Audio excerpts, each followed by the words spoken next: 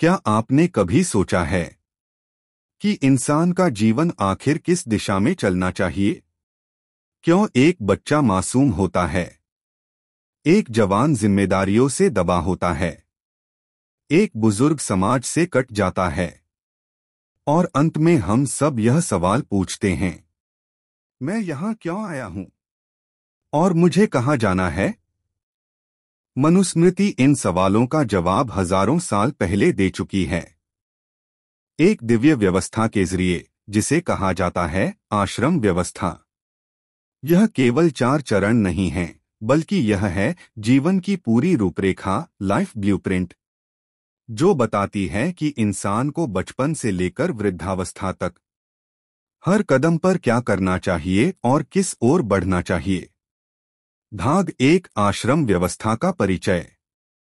मनुस्मृति कहती है, जीवन को 4 हिस्सों में बांटा जा सकता है।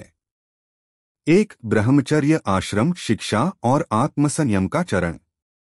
2, गृहस्थ आश्रम, परिवार और जिम्मेदारी का चरण। 3, वानप्रस्थ आश्रम, मोह से दूरी और सेवा का चरण। 4, संन्यास आश्रम, पूर्ण त्याग और मुक्ति का चरण। यह बिल्कुल वैसे है जैसे आज हम स्कूल, नौकरी, रिटायरमेंट, वृद्धावस्था जीते हैं। लेकिन फर्क यह है कि मनुस्मृति हर चरण को उद्देश्य और दिव्यता देती है। ब्रह्मचर्य आश्रम, चाइल्डहुड स्टूडेंट लाइफ। अवधि जन्म से 25 वर्ष तक। कर्तव्य, शिक्षा लेना, अनुशासन और संयम सीखना, गुरु और माता पिता की सेवा करना। मनुस्मृति का संदेश, विद्या से बढ़कर कोई धन नहीं और अनुशासन से बढ़कर कोई आभूषण नहीं। आज बच्चे बहुत जल्दी mobile, social media, party, relationship में उलझ जाते हैं। ब्रह्मचर्य का मतलब सिर्फ शारीरिक संयम नहीं है, बल्कि मानसिक फोकस भी है। अगर स्टूडेंट इस समय अनुशासन प्लस ज्ञान प्लस कैरेक्टर पर ध्यान दे, तो उनका पूरा जीवन चमक सकता है। एपीजे अब्दुल कलाम जी ने अपनी स्टूडेंट लाइफ में ही अनुशासन और जिज्ञासा को अपनाया। नतीजा, वे भारत के मिसाइल मैन और राष्ट्रपति बने। यह है आधुनिक ब्रह्मचर्य आश्रम का सच्चा उदाहरण। भाग 3, गृहस्थ आश्रम, फैमिली रिस्पॉन्सिबिलिटीज। अवधि 25 से 50 वर्ष। कर्तव्य, विवाह करना और परिवार का पोषण करना, माता पिता, पत्नी, बच्चों, समाज का पालन करना, धर्मसम्मत रूप से अर्थ कमाना। मनुस्मृति का संदेश, गृहस्थ आश्रम ही सभी आश्रमों का आधार है। आज कई लोग सेल्फ सेंटर्ड लाइफ जीते हैं, परिवार की जिम्मेदारी उठाने से कतराते हैं।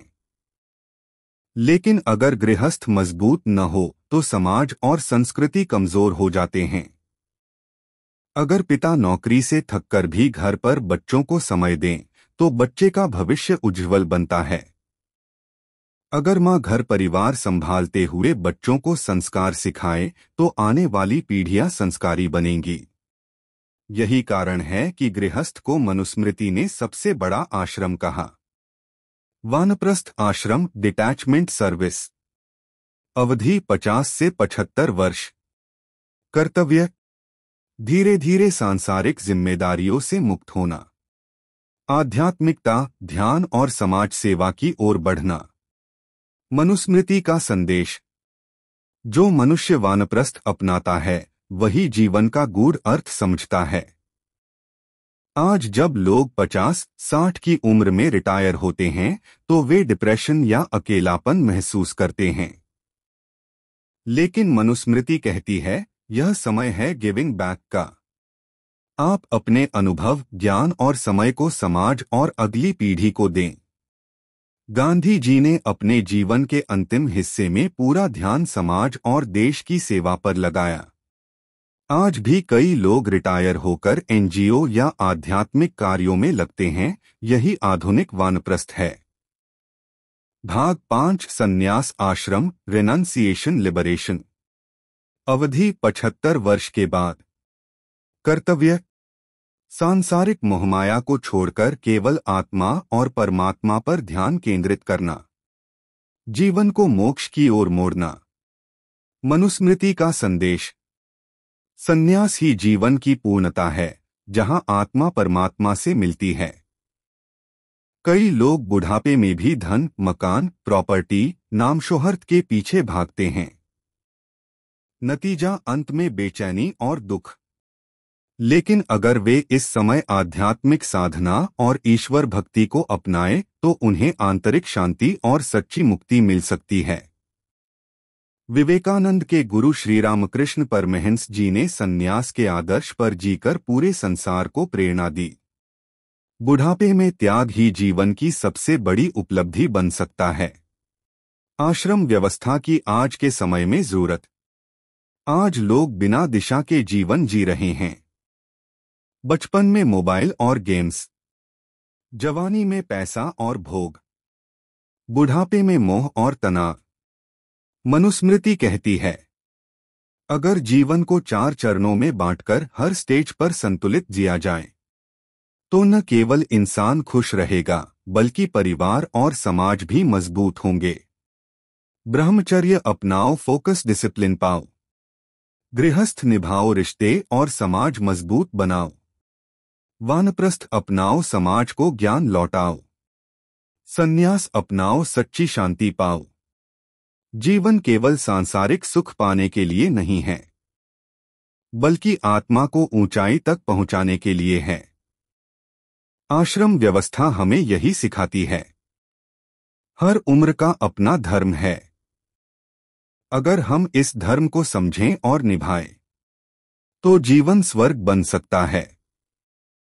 अगले एपिसोड में हम जानेंगे मनुस्मृति के अनुसार धर्म और कर्तव्यों का रहस्य और कैसे ये कर्तव्य हमारे जीवन और समाज को संतुलित करते हैं।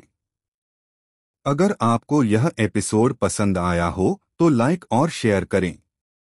चैनल को सब्सक्राइब करना न भूलें, क्योंकि आगे की यात्रा और भी गहराई और रोचक होने वाली है।